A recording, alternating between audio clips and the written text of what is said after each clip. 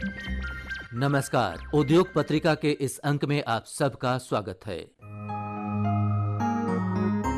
Startup India नवाचार और उद्यमिता को बढ़ावा देने के लिए भारत सरकार की एक प्रमुख पहल है, जिसका उद्देश्य आर्थिक विकास और रोजगार सृजन करना है। पर स्टार्टअप्स को शुरुआती चरण में पूंजी की उपलब्धता सुनिश्चित करना जरूरी है। किसी राज्य की स्टार्टअप नीति स्टार्टअप्स को आवश्यक वित्त पोषण, मार्गदर्शन और बाजार पहुंच सहायता प्रदान करने में महत्वपूर्ण है, ताकि वे राजस्व और रोजगार सृजन के मामले में राज्य की अर्थव्यवस्था में महत्वपूर्ण योगदानकर्ता के रूप में विकसित हो सकें। स्टार्टअप इकोसिस्टम, सरकारी नीति, प्रोत्साहन और चुनौतियां, इस विषय पर सुनिए एक सफल उद्यमी और फिनवे एक्सेलरेटर के संस्थापक और सीईओ रचित चावला से दिलीप झा की ये बातचीत। जब हम बात करते हैं स्टार्टअप की, उसके एक इकोसिस्टम की बात करते हैं, तो फिर उसमें फाइनेंस की बात होती है, सरकारी नीतियों की बात होती है और कई तरह की चुनौतियों की बात होती है। तब जाके एक उद्यम सफल होता है और उद्यमी का नाम होता है। आज हमारे साथ आकाशवाणी के स्टूडियो में है श्री रचित चावला। आप एक सफल उद्यमी हैं और वर्तमान में फिनवे एक्सीलरेटर ग्रुप के संस्थापक एवं मुख्य कार्यपालक अधिकारी हैं। रचित चावला जी, आपका आकाशवाणी के स्टूडियो में स्वागत है।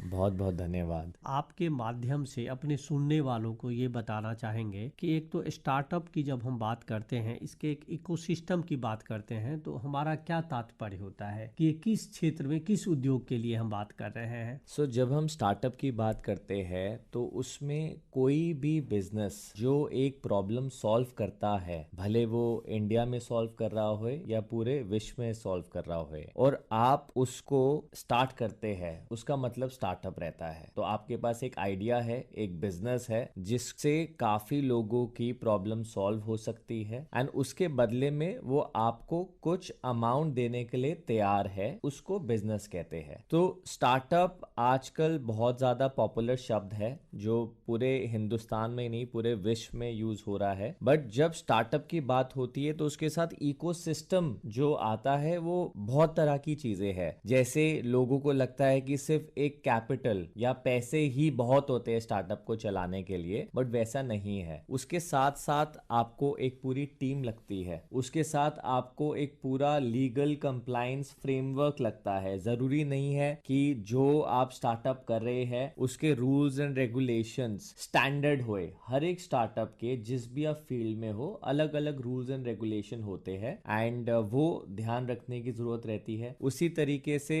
आपके कंप्लायंसेस भी आपको ध्यान रखने पड़ते हैं, क्योंकि अगर आप एक पूरे इकोसिस्टम की बात करें तो उसमें बहुत सारे पहलू होते हैं। टीम से लेकर, कंप्लायंसेस से लेकर, कैपिटल से लेकर, सस्टेनेबिलिटी से लेके अलग अलग चीजों का आपको सेम टाइम पे ध्यान रखना पड़ता है। क्योंकि मैंने अपने एक्सपीरियंस में काफी बार ऐसा देखा है कि एक एंटरप्रेन्योर स्टार्ट तो कर देता है स्टार्टअप, बट अगर वो इकोसिस्टम का ध्यान ना रखे तो वो कभी भी आगे नहीं बढ़ सकते। कभी ना कभी गवर्नमेंट जरूर उनसे पूछेंगी कि क्या आपने ये कंप्लायंस, लीगल फ्रेमवर्क, इन सब का पालन किया है या नहीं। तो अगर वो इकोसिस्टम की बात करें तो वो सारी चीजें ध्यान से सोच समझ के ही आगे बढ़ना चाहिए। मतलब किसी भी बिजनेस में अगर आप आते हैं, आगे बढ़ते हैं, तो पहले बिजनेस के तौर तरीकों की जानकारी होनी चाहिए। किस तरह का पर्यावरण या वातावरण चल रहा है इस औद्योगिक क्षेत्र में, उसकी जानकारी होनी चाहिए। और साथ ही जो रूल्स एंड रेगुलेशन गाइडलाइंस है उसको मानना चाहिए, उसकी जानकारी होनी चाहिए। अभी वर्तमान में आप देखें स्टार्टअप की संख्या बढ़ रही है। कई सफल उद्यमियों को सम्मानित भी किया जाता है, खास करके जो टेक्नोलॉजी डेवलपमेंट बोर्ड DST द्वारा फाइनेंस होता है या DBT का प्रोग्राम सब होता है, उसके अंतर्गत CSIR के अपने प्रोग्राम होते हैं। ये सब तो हमने विज्ञान एवं प्रौद्योगिकी मंत्रालय की बात की, लेकिन चूंकि आपका एक लंबा अनुभव रहा है इस क्षेत्र में, भारत सरकार ने फ्लैगशिप और एंटरप्रेन्योरशिप इंडिया का फ्लैगशिप प्रोग्राम शुरू किया है। तब से लेके अब तक इस क्षेत्र में क्या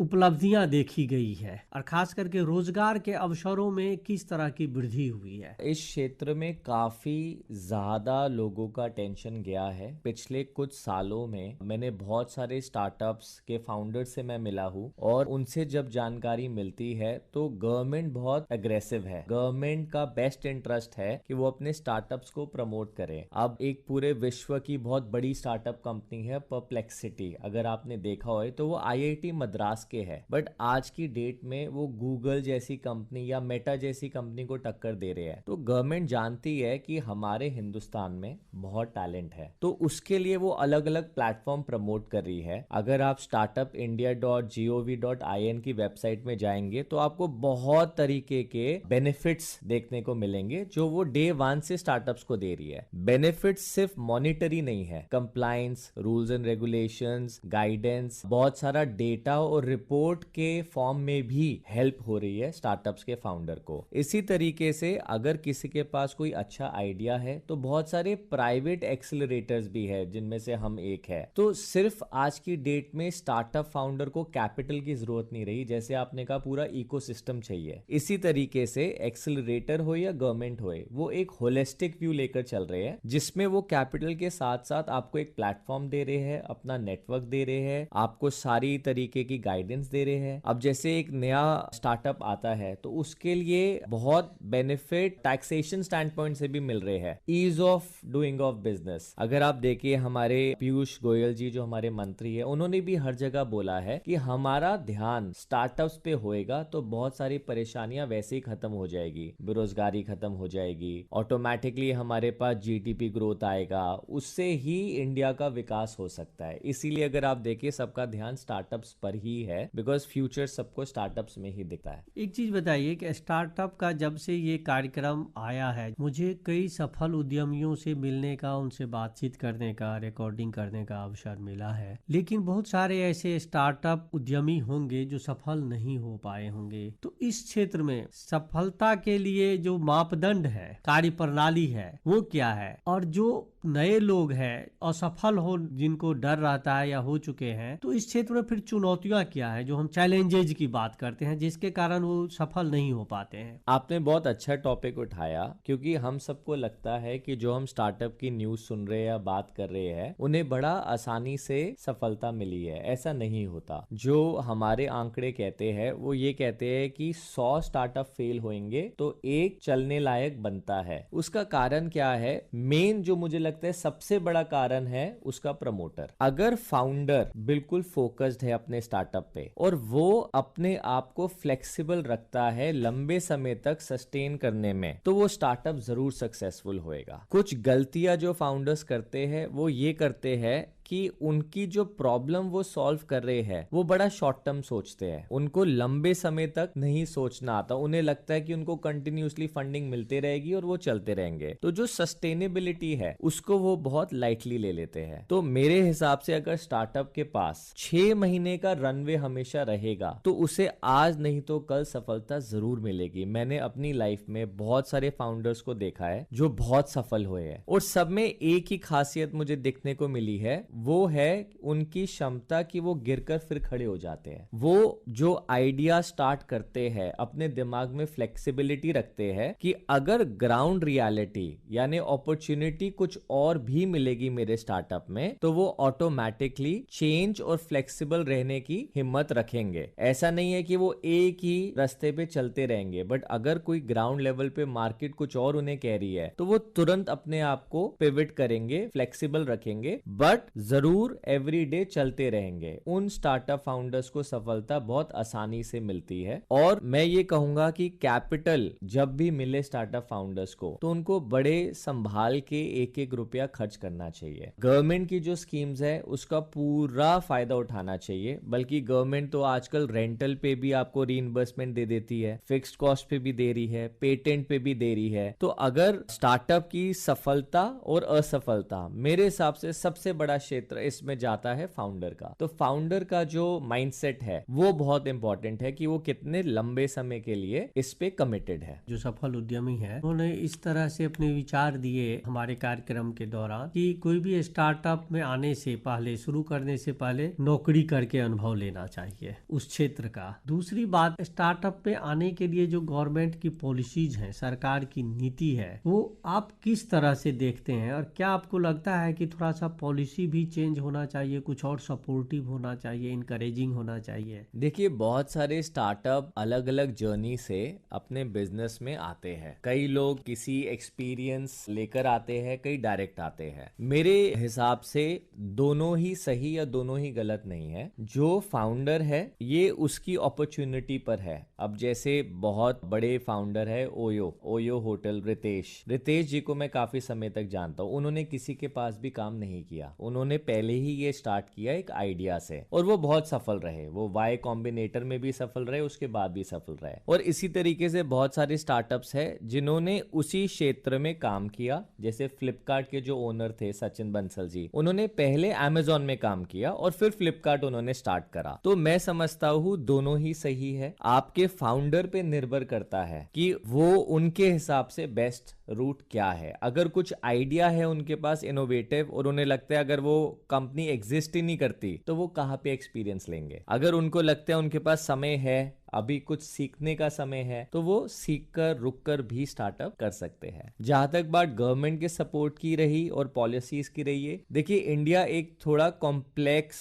कंट्री है। अलग अलग स्टेट के अलग अलग रूल्स है, अलग अलग सेंटर के अलग अलग पॉलिसीज और फ्रेमवर्क्स है। मैं समझता हूँ ये कंटिन्यूसली इंप्रूव होते रहेंगे, क्योंकि अगर आप देखिए तो draft policy time to time change होते जा रही है। मेरे हिसाब से ये आज के लिए बिल्कुल ठीक है अगर कोई इसका फायदा उठाना चाहे। एंड मैं आपको ये भी अश्योर कर सकता हूं कि ये टाइम टू टाइम चेंज भी होते रहेगा, बिकॉज गवर्नमेंट के बहुत इंपॉर्टेंट महत्वपूर्ण फैसलों में से ये एक है कि 2035 तक जो सारी पॉलिसीज कहती है वो ये कि अगले 10 साल तक स्टार्टअप को जितना सपोर्ट हो सकता है वो देने के लिए तैयार है। और बार बार सेंटर के मिनिस्टर्स भी और स्टेट मिनिस्टर्स भी यही बात करते हैं कि स्टार्टअप्स को हमें पूरा सपोर्ट देना है। शायद इस सपोर्ट का ही कारण है कि आज हमारा देश औद्योगिक विकास की ओर है, जिसमें बहुत सारे जो रोजगार के अवसर मिले हैं विभिन्न क्षेत्रों में, अब वो प्राइवेट ऑर्गेनाइज सेक्टर में भी दिख रहे हैं, लोगों को अवसर मिल रहे हैं। अब हम अंत में बात करेंगे आपके अनुभव की इस क्षेत्र में, और आप अपने अनुभव से किस तरह से नए उद्यमियों को संदेश देना चाहेंगे कि शुरुआत कैसी रहती है, सफलता के चरण क्या होते हैं, और उसमें अपने आप को किस तरह से एकोमोडेट करना होता है ताकि वो एक शिखर पे जाके एक सफल उद्यमी के रूप में अपनी पहचान बनाए। बिल्कुल, तो मैं आपको अपने एक्सपीरियंस से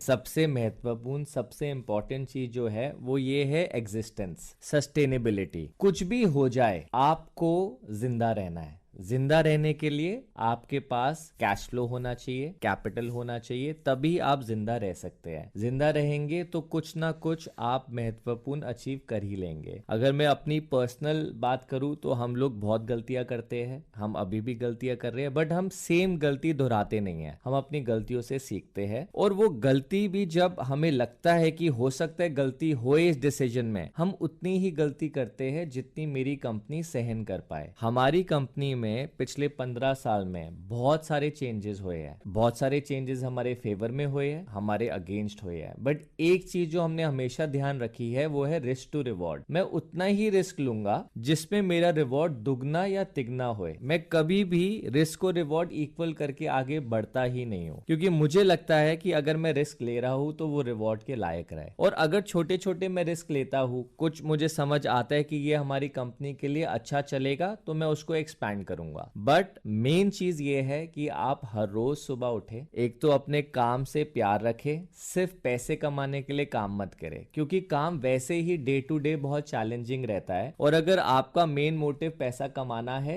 तो आप भूल जाइए कि आप बहुत आसानी से सक्सेसफुल हो पाएंगे। अगर आपको लगता है कि वो काम जो आप सुबह उठ के फ्री ऑफ कॉस्ट भी कर सकते हैं खुशी खुशी, उस काम में आपकी तरक्की भी होएगी, आप पैसा भी कमाएंगे और आपकी ग्रोथ भी ऑटोमेटिकली होएगी, जिसको कहते हैं पैशन। तो कुछ भी ऐसा ना करे जिसके लिए आप पैशनेट नहीं है। अपनी लाइफ का पर्पस ढूंढिए, बहुत अपॉर्चुनिटीज है, जितना भी आप चाहेंगे उतने बिजनेसेस आप खड़े कर सकते हैं, प्रोवाइडेड आप उस क्षेत्र से प्यार कर सके, ताकि अगर आपके कोई चैलेंज भी आए आप खुशी खुशी उसको अपॉर्चुनिटी में कन्वर्ट करके आगे बढ़े। ये बहुत महत्वपूर्ण बात है कि जो इस कार्य में हम आगे आ रहे हैं उसके प्रति त्याग और समर्पण हो और मेहनत पूरा किया जाए। रचित चावला जी, आप आकाशवाणी के स्टूडियो में आए और आपने वर्तमान में जो स्टार्टअप का दृश्य है, उसके जो इकोसिस्टम है, उसमें जो चुनौतियां हैं, जिस तरह की नीतियां हैं, उसके अनुसार किस तरह से एक उद्यमी को अपने को ढालना पड़ेगा, उसको समझना पड़ेगा, इन सब बातों पर चर्चा की। आपका बहुत बहुत धन्यवाद। और इसी के साथ उद्योग पत्रिका का ये अंक यहीं संपन्न होता है। वाचन स्वर कमल किशोर बड़ाइक का और प्रस्तुत करता थे दिलीप झा।